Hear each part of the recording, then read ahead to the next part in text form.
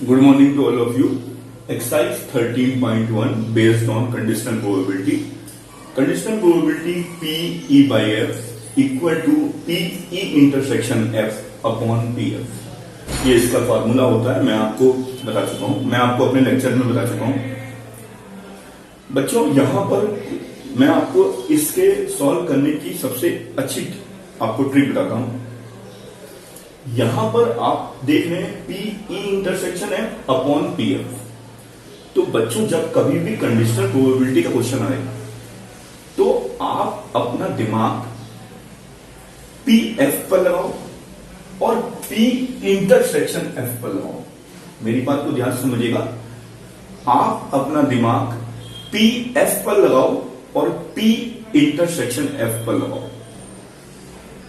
यानी कि P F से आपको बहुत बड़ी हेल्प मिलेगी कि ई और एफ में क्या चीज कॉमन है। यानी कि आपको पूरा दिमाग पीई पर नहीं लगाना है, आपको अपना दिमाग पी एफ और P E intersection F with the help of P F. Total P E पर दिमाग लगाना बेकार है क्योंकि उसकी जरूरत ही नहीं है। केवल जरूरत है पी एफ से पीई इंटरसेक्शन एफ की। तो मेरी बात को ध्यान रखिएगा, यह आपकी बहुत बड़ी हेल्प करेगा।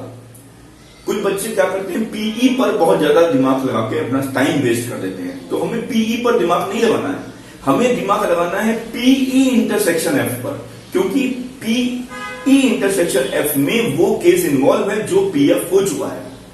तो इसीलिए हमें बाकी पीई पर दिमाग नहीं लगाना है, हमें केवल उन्हीं पर दिमाग लगाना है जो एफ के साथ हुआ है। तो देखते हैं, in a school there are 1000 students, okay, out of which 430 are girls. It is known that out of, ये चीज हमको मालूम है, it is known that out of 430 10% of the girls study in class 12। पूरे स्कूल में 430 girls हैं और 430 girls का 10% यानी 43 वो क्लास 12th में है। What is the probability that a student chosen randomly studies in class 12th? Given that the chosen student is a girl, मैं हमेशा जो भी इवेंट आपको डी होती है, गिवन होती है, मैं उसको एफ लेता हूं। ये आपका एफ है। और जो भी इवेंट आपको निकालनी है विद दिस कंडीशन, उसको, ये आपका ई है, ये आपका ई है और ये आपका एफ है। अब एग्जाम में ये नहीं कि आपने केवल पीई लिख दिया, आपको समझाना है पीई क्या है और पीएफ क्या है। लेट, पहले मैं लिखता हूं जो इवेंट हो चुकी है, given that, let F B the event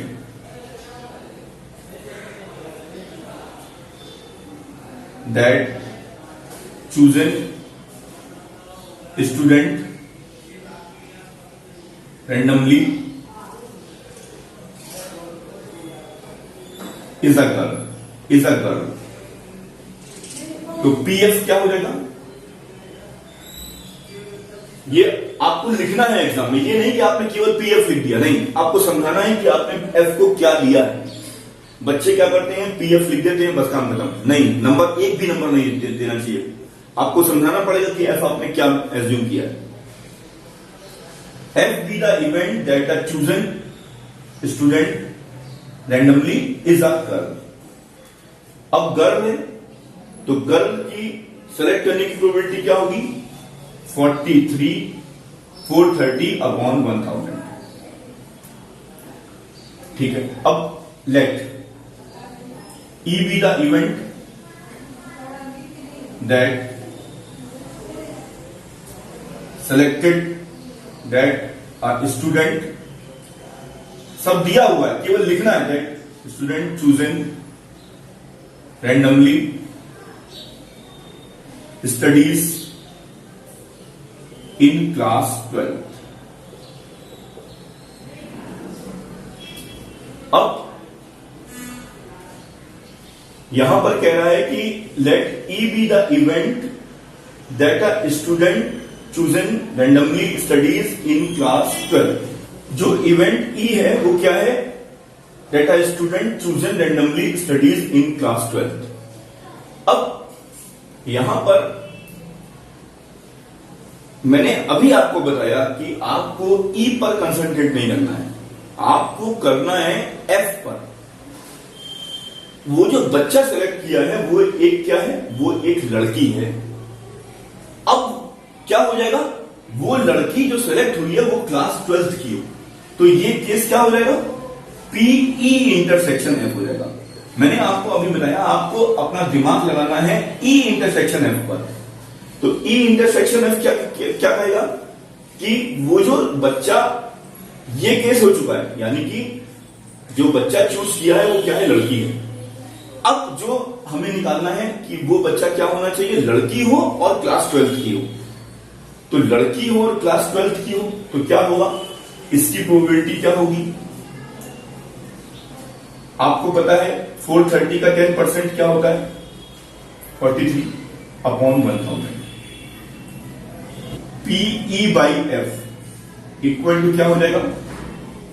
PE intersection F 43/1000 upon 430/1000। 1000 से 1000 कैंसिल हो जाएगा। 43/430 यानी 1/10 यानी कि 0.1। एक बार ध्यान से फिर से समझिएगा। पहली बात तो आपको ई और एफ आपको क्या दिया है वो लिखना है। मैं बार बार ये इस बात को बोल रहा हूं कि आपको वो चीज लिखनी है। बच्चे लिखते नहीं है और मुझे इस बात का बहुत वो रहता है कि नंबर एक भी नंबर नहीं देना चाहिए कि आपने एफ क्या माना है। मुझे क्या पता आपने एफ क्या माना है। तो लेट एफ और ई को डिफाइन करना है, फिर आपको अपना दिमाग लगाना है ई इंटरसेक्शन एफ पर। आपको पता है कि जो आपकी इवेंट एफ है वो क्या है? आपने एक लड़की को चूज किया है। अब ई इंटरसेक्शन एफ क्या है? अब वो लड़की जो आपने चूज किया वो किसकी होनी चाहिए? क्लास 12 की होनी चाहिए। तो ये ई इंटरसेक्शन एफ हो जाएगा। यहां पर आपको पीई पर दिमाग लगाने की जरूरत नहीं है, आपका काम ऐसे ही बन जाएगा।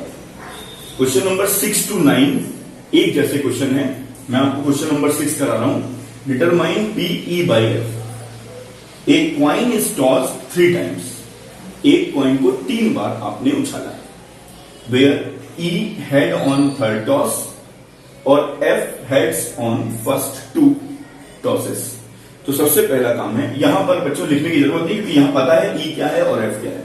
तो सैंपल स्पेस लिखिए। सैंपल स्पेस को हम लोग किससे दिखाते हैं? एस से दिखाते हैं। अब एक क्वाइन को 3 बार उछाला यानी कितने केस बनेंगे? 8।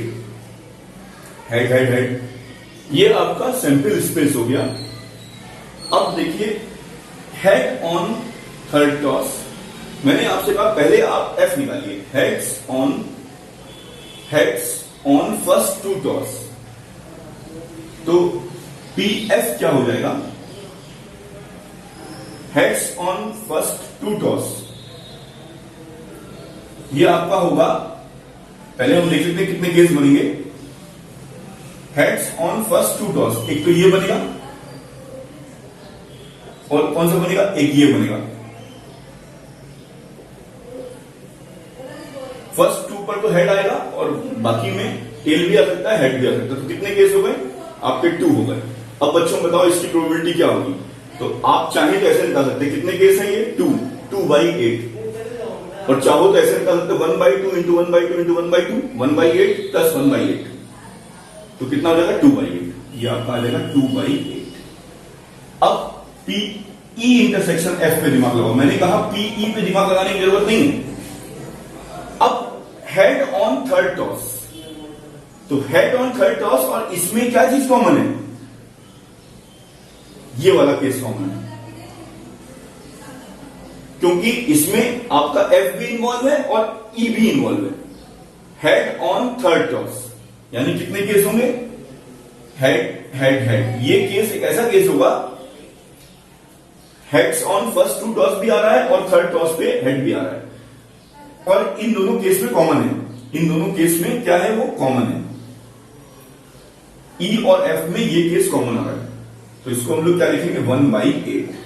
अब आप फॉर्मूला लगा लीजिए P E by F equal to 1/8 upon 2/8, ये कैंसिल हो गया, 1/2 आपका आंसर आ गया। सेकेंड पार्ट, मैंने कहा पहले आप दिमाग लगाइए एफ पर। एट मोस्ट 2 हेड्स, ज्यादा से ज्यादा 2 हेड है, यानी एक भी नहीं हो सकता। ये आपका क्या हो गया, एट मोस्ट 2 हेड्स, यानी पी एफ क्या हो गया, कितने केस हैं ये, 1 2 3 4 5 6 7, यानी कि 7/8। अब इनमें और इनमें कौन सा केस कॉमन है आएगा, देखिए एट लीस्ट कम से कम 2 हेड हो, कम से कम 2 हेड हो, तो एक तो ये केस कॉमन आ रहा है, कम से कम 2 हेड हो, ये आ रहा है, ये आ रहा है केस कॉमन, ये होगा नहीं, ये होगा नहीं, ये होगा नहीं।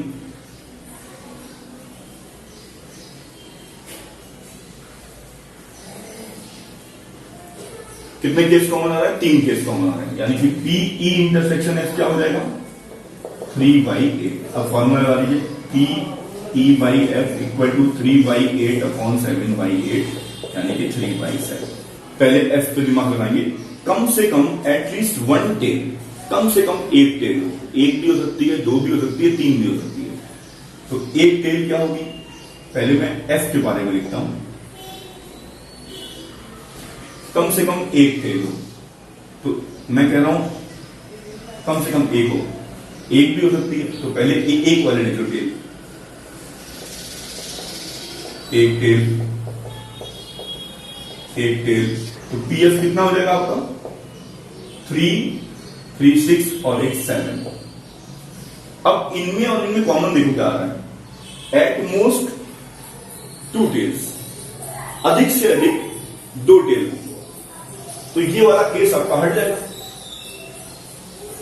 ई इंटरसेक्शन एफ में ये वाला केस आपका हट जाएगा, क्योंकि इसमें लिखा है ज्यादा से ज्यादा केवल 2 ही टेल हो, तो ये वाला केस इसमें हट जाएगा, रिमूव हो जाएगा। तो क्या होगा, पीई इंटरसेक्शन एफ क्या हो जाएगा आपका, 1 2 3 4 5 6, तो इसका आंसर क्या आ जाएगा, 6/7, 7/8 6/8, तो ये 6/8 7/8, तो आपका ये 6/7 आ गया। ये ध्यान रखिएगा। Question number 10, A black and a red dice, 2 अलग अलग डाइस हैं, अलग अलग रंगों के हैं, एक ब्लैक है एक रेड है, are rolled, find the, CP का मतलब कंडीशनल प्रोबेबिलिटी, मैंने शॉर्ट फॉर्म में लिखा है, find the conditional probability of obtaining a sum greater than 9 given that black die resulted in a 5। तो मैंने कहा था सबसे पहला काम है आपको बताना है क्या चीज गिवन है क्या चीज नहीं है, उसको लिखना है। Let F be the event that, F क्या होता है गिवन वाला, that black die resulted in a 5। तो ब्लैक डाई में क्या है, 5 है आपका, ठीक है, तो इसका क्या बनेगा, ब्लैक डाई में 5 है, तो 5 5 5। अब जो आपका ई है वो क्या है, let E be the event that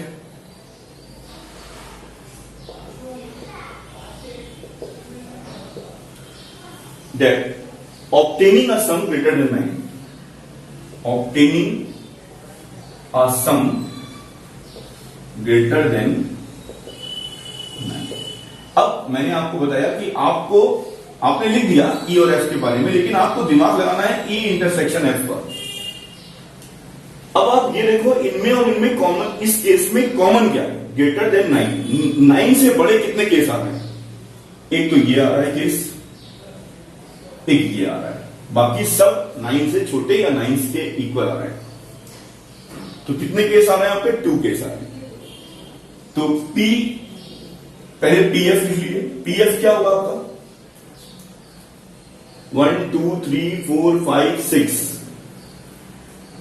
आपको पता है कि अगर 2 डाइस हैं तो इसका सैंपल स्पेस आप सभी को पता है कितने केस होंगे? 36 केस होंगे, आप सभी को पता है 36 केस होंगे, 1 1 1 2 1 3।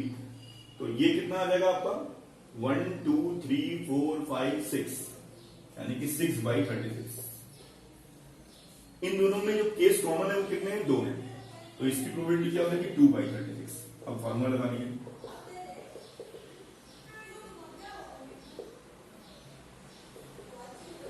टू बाई सिक्स यानी कि 1/3। अब सेकेंड पार्ट देखते हैं। सैंपल स्पेस सभी को पता है, मैंने लिखा नहीं है यहाँ पे। 1 1 1 2 1 3 1 4 1 5 1 6 1, इस तरीके से होगा।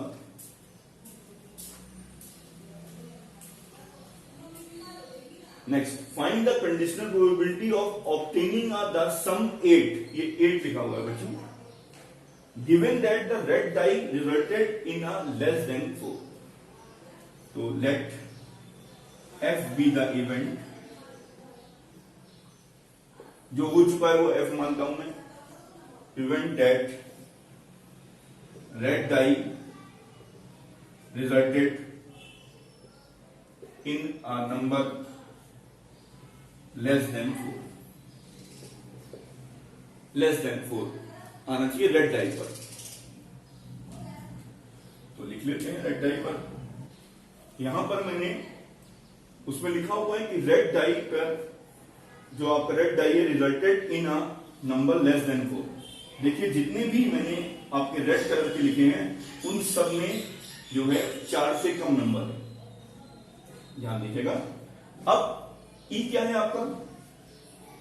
Late E be the event that obtaining 8।